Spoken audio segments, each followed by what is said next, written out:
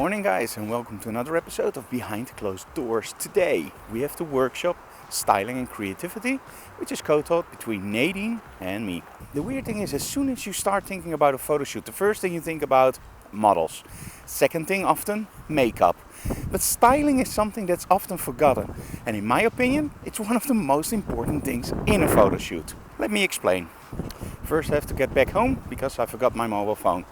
Luckily we live very close to our home.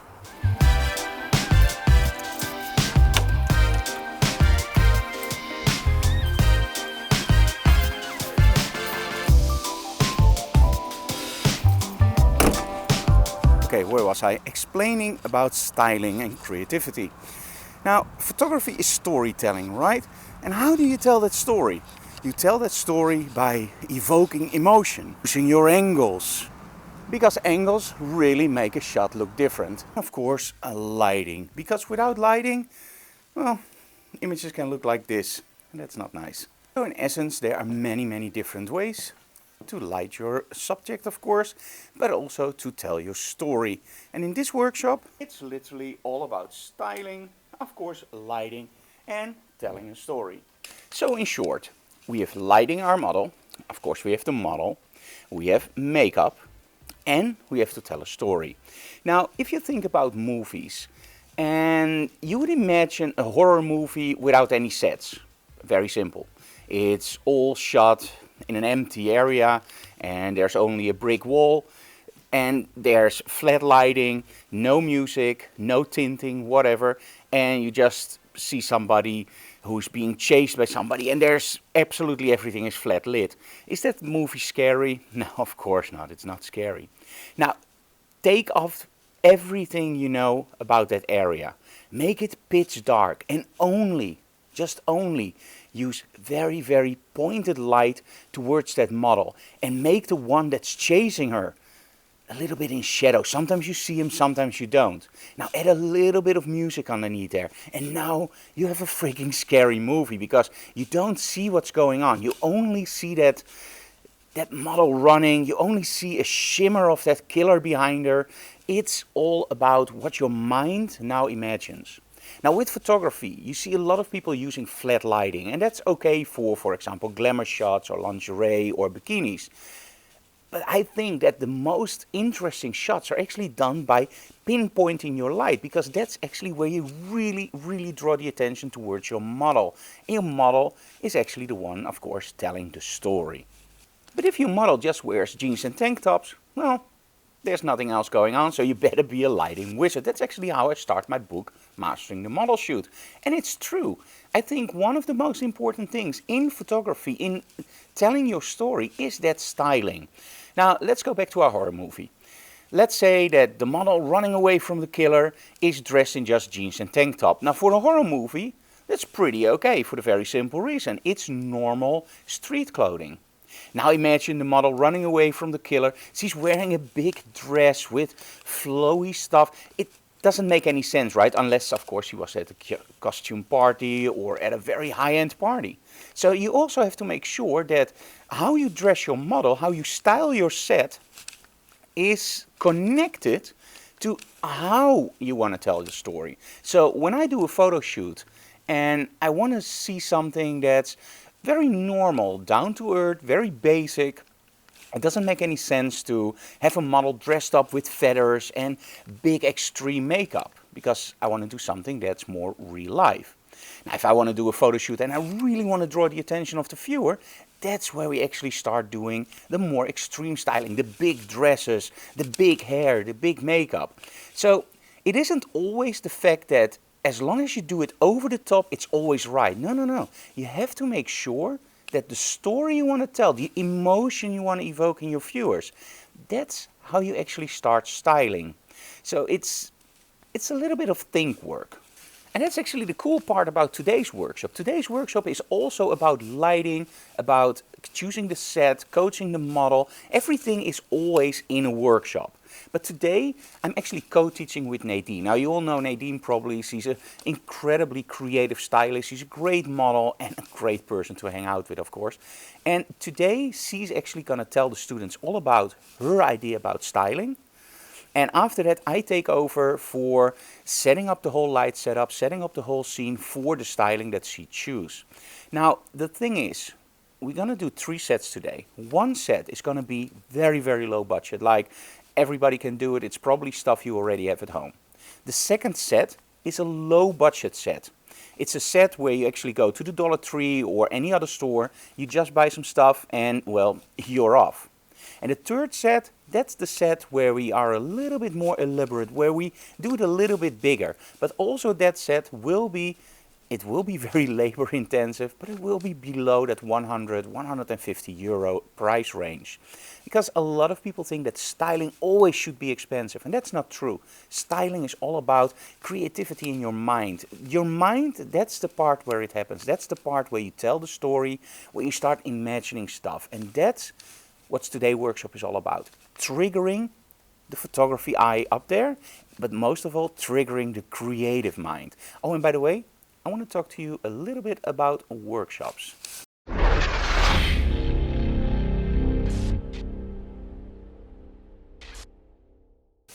Now, I'm a photographer and I love my work. So I love shooting family shots, headshots, weddings, whatever. I just love it. But there's one thing I love even more than my photography work. And that's teaching. Teaching workshops, giving education, training people to become better photographers, better storytellers. Because I don't really think we're photographers, I think we're storytellers. Now, one of the things that's been frustrating me for years is that it seems everybody starts teaching workshops. If you got one workshop and you think, hey, this is nice and look at what I paid for it. Hey, there are 5 people in a group, let's do the same thing. And they start teaching workshops. Now, if you are thinking about, well, maybe I should start workshops because, well, my business is not doing well, I don't have a lot of family shoots, I hardly do any weddings, and I want to earn money, let's start with workshops. I kid you not, don't do it. And I will tell you now exactly why. Now, teaching a workshop is way more than getting 5, 10, 15, 20, which is ridiculous, people in a room, have a model there, set up lighting, and just go like, shoot. A workshop is something where people come to learn. It's also an area where people really pay money for that education. So let's just give you an example. Let's say we have 10 people, different qualities, right? We have a professional photographer, we have a beginning photographer, an enthusiast, and we have 1 or 2 models. Now, the workshop teacher is actually getting those 10 people in, and they immediately go to the studio, they set up lighting. So this is lighting setup 1, white background, model, shoot. Now 10 people are shooting, and well, he's just sitting down and going like, yeah, that looks nice, yeah, that looks nice. So now we have a problem, because the professional photographer already knows how to light a white background. I know. The beginner photographer is going like, oh, this is really intense. How should I light my model? How should I do the white background at home? And the enthusiast is probably going like, okay, this is cool. But the thing is, you only learn one light setup, white background. And I hope that actually the workshop teacher will actually teach you how to light that white background. And not just go like, okay, you put it here, you look at the blinkies on the back of your camera, you see it blinking, okay, now we have the shot. No. Explain, because it's an educational environment, explain how you light that background. What happens when you add too much light on the background? Zoom in on the images that you can actually see the hairs. If you light your white background correctly, you will see the hairs. If you light it incorrectly, it will actually blow out. And this is something that should be addressed in a workshop. Okay, so we've done setup 1. Now we go to setup 2 and we do a black background. Okay, here's the model, just shoot. So you were 10 people going through different lighting setups, making pictures of that light setup, and you go home. And you paid, for example, 100 or 150 euros for that workshop with 10 people. It seems like easy money. The thing is, did your students really learn something? Because it's only one day. So did they really get something out of the workshop, except, of course, cool images? And that's the problem. A lot of the enthusiastic photographers or beginners, they get the first chance to work with a professional model. So they will go like, oh, this was amazing. I got these shots of an amazing model. Wow, great. And they tell other people about it. They go to the workshop and they're actually disappointed because, well, I expected more. When I started teaching workshop many years ago, one of my main concepts was not to show lighting setups. I hate showing lighting setups because every model is different. Every scene is different. Every story you want to tell is different. What I want to teach in my workshops is to the students how to understand lighting. How to make the connection between, okay, I have shadows, I have highlights. I want to tell a story. Which one of those is more important? Do I want my shadows to be dark or do I want my shadows to be more open? Now, as soon as they understand that it's part of the storytelling, then they know they want to open up the shadows. Then I will teach them the techniques how to open up those shadows. So for me, it's more important to make the student aware of what he wants, or she of course, and then tell the techniques behind it. Now, the other thing is big groups. You see a lot of workshops where you have 10 students or 20 or even 25 students and they're divided into several groups. Now, those are the workshops I absolutely hate. Those are, sorry for the expression, I call them shooting zoos. For the very simple reason, it's all about shooting. Sometimes you have 1 minute to shoot or 1 minute 15 and somebody is just timing how long you can shoot. Those aren't workshops. Those are, in fact, model shoots. So how do I approach the workshops? Now, first of all, I want to make sure that everybody attending the workshop will get a sort of one-on-one experience. So that means that my workshops are never higher than 10 people. For the very simple reason, if I have more than 10 people, I have to divide my attention between those people. Now, I have to be honest, when I do a workshop on location, or for example in the States, I will have approximately 12 to 14 students. And that's the max. I have to work very hard to give everybody that one-on-one attention, but those workshops are only like once a month or they're not every week. The workshop I teach in my studio are twice a week on Friday and Saturday. And of course, sometimes we skip a day, but normally we teach twice a week. Now, in the studio, I always try to keep my groups between 3, yes, really 3 people, up to, let's say, 6 and sometimes 7. But if I have 7 people, there are always 1 or 2 assistants who are doing a program called A Year with Frank. So those students are actually here almost every workshop, and they're able to help the students that are here for maybe 1 or twice. So I always want that one-on-one attention. So how do I make sure that both the professional photographers, the enthusiasts, and the beginner photographers can actually fit in one group and don't go like, well, this was way too simple for me or this was way too difficult for me. So how do I manage that? Well, the most important thing you have to realize is that within photography, the technique is very important, but it's more about being able to visualize what you want to shoot. So if I tell you, okay, I want a hardcore lighting setup. You can of course look online for hardcore lighting setups and you see a lighting setup with, for example, 5 lights or 6 lights. You look at the diagram, you build exactly that light setup, you start shooting and very soon you find out that it doesn't work. For the very simple reason, it isn't one lighting setup. So if I tell you I want a hardcore lighting setup, and I actually dive into, via Google or Pinterest, into hardcore, I will see that there are many different light setups, but it's all one style. And that's the key ingredient. So when I do a workshop, it's more about styling with lighting than just telling people, okay, you have to have a light on a 45-degree angle. Okay, so about that story about professionals, enthusiastic and beginners in one group. As soon as the students come in, and that's around 10 o'clock, we will actually start with a little talk. And that's more, it's photography related, but it can be about a new Netflix movie or whatever. But that's about 15 minutes. It's getting to know each other. At that point, you already see that people start to relax. Because when they come in, they're very like, okay, I want to learn this. I have my notebook out. Just start them up with just easing them in. For 15 minutes, get to know each other. And then I start doing a Q&A. The Q&A is incorporated into a little bit of an explanation about what the workshop is about. So for example, today, styling and creativity. So I give a little bit of a talk about styling and creativity, how I use it in my work. And then I start asking, okay, does anybody have any questions? And it can be anything, personal, business, retouching, or whatever. Now, let's say somebody asks me like, okay, Frank, I really have problems with buying my first strokes. Okay, I will give some advice about buying the new strobes, but I will try to incorporate it into the workshop of that day. So trying to figure out what does that guy or girl shoot, and then actually give the advice. But most of all, the questions are way more lighting related. Like, okay, Frank, I really want to work with a white background, but I don't know how to light it. At that point, I already know that the first setup of that day will be a white background. If somebody else asks me like, okay, I have this real problem that when I shoot a model that's inexperienced, how do I make her to move? Then I already know that one of the setups, I will actually ask my model, can you please act like a bag of potatoes? Just stand there and go like, I don't know what to do. And I will literally tell them all about how to coach your model.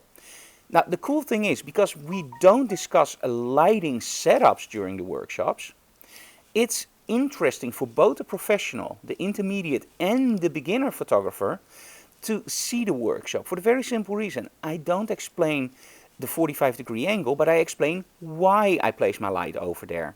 So I will actually show the shadow and the light fall off, and I will explain, okay, this is the shoot that I want, this is how to create it, and these are the techniques how to achieve that.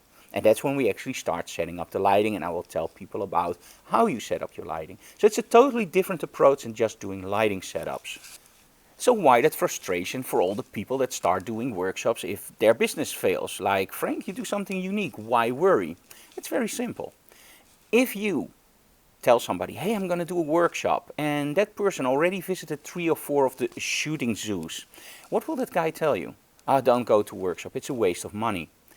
And that actually hurts the market of the guys who really can teach workshops.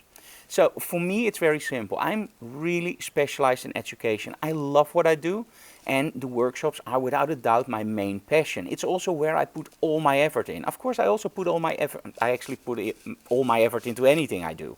You see that online, like YouTube, social media, whatever. But teaching, that's really, really what I love to do. And that's the thing, that's the difference between somebody that teaches workshops or an educator. So my tip for you guys is, if you want to do a workshop, first of all, look at the portfolio of the guy that's teaching the workshop. Second of all, and that's the main giveaway if you got a great teacher, look at their social media stream. If the social media stream consists of selfies, business shots, some model work, and most of all just linking through funny jokes or pictures of their cats, that's probably, and I don't want to generalize this, so don't get mad at me, don't flame me, but that's probably not a real educator. Now, if you look at my social media stream, and I'm taking myself as an example, I do post commercial stuff, but I always will alternate that with tips. On my vlog, I will try to, even in the normal vlogs like this, I will try to incorporate something educational in every single part. I can of course shoot only my life, which is interesting for some guys, but I always try to do something a little bit more special, give you guys a little bit more insight about how I think, what I do, how I set up my lighting, etc. If you look at all our other programs, like Quite Frankly, we do reviews, but always with a little bit of education in there. When you look at Digital Classroom, that's 100% educational.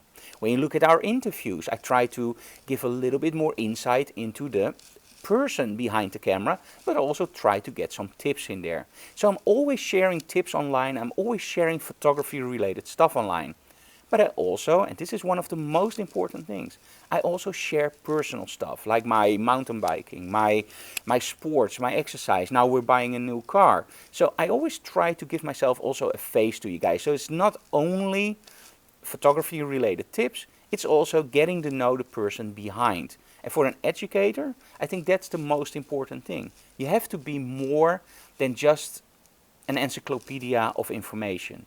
You also have to be able to translate what you know into a group. So that's my opinion on workshops. If you have any other opinions, leave them below in the comments. If you had a crappy workshop, don't mention the name of the photographer. Please don't do that, because I will remove it. Leave comments below. If you have great experience, leave comments below.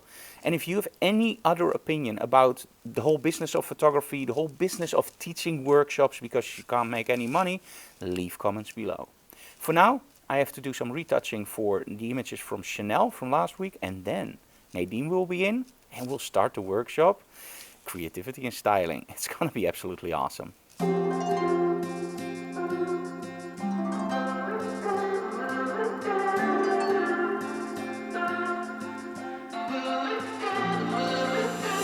Last year we went to the eye. I remember your smile reflecting the light. We didn't care what tomorrow would bring. There was only right now, the sun was alive. I can still see you walk down the shore, holding in all the secrets, kept me waiting for the answers. The answers. We can do it all again. I know. Somewhere down the line we're meant to come back home. We can do it all again. I know. I know.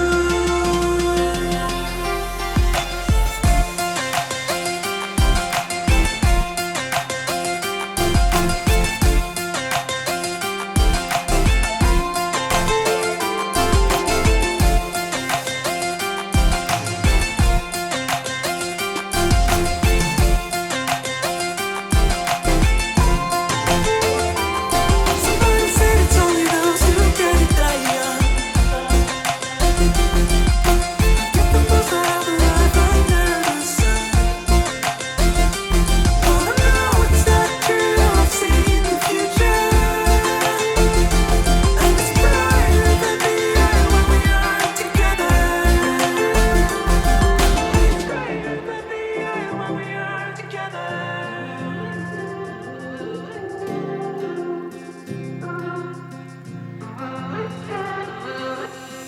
Last day, saw you in town. Didn't care to say hi, you were in a rush. Let's say I'll see you again. Would you care to sit down, or was it just a crush? I see you walk down the street, holding in all the secrets, kept me waiting for the answers. The answers. We can do it all again. I know. Somewhere down the line we're meant to come back home. We can do it all again. I know. I know.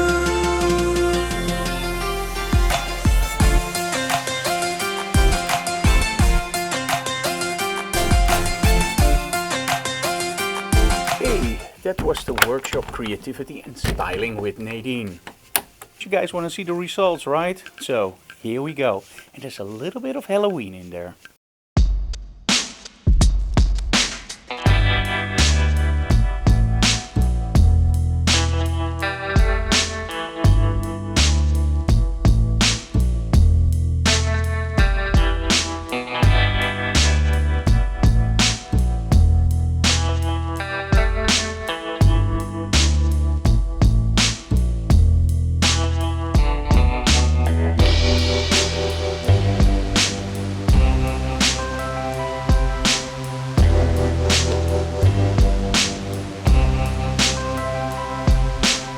Those end results.